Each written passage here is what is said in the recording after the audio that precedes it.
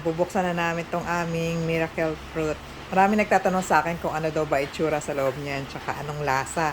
Ngayon pa lang namin bubuksan. Kasi nintay ko pa si Boss Apollo eh. Go, boss. So, hahatiin na ni Boss Apollo yan. Ang tigos. Ang tigas pala, no? Go.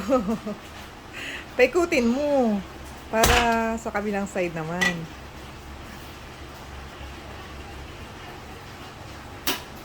Ayan.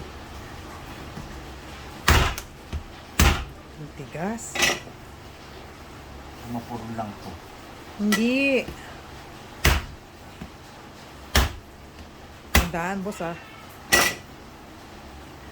Ayan na.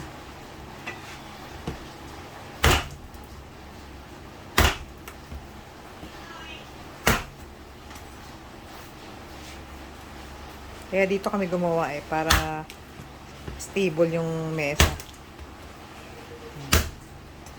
Ayan na. Ayan na, ano na, nagkakrak na.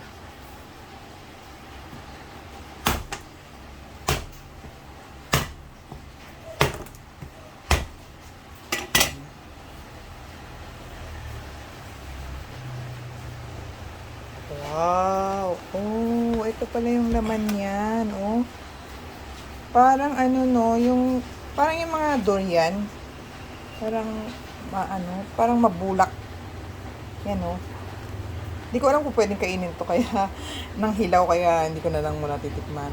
Kasi nga pero para siyang bulak. Yung parang sa durian ang itsura.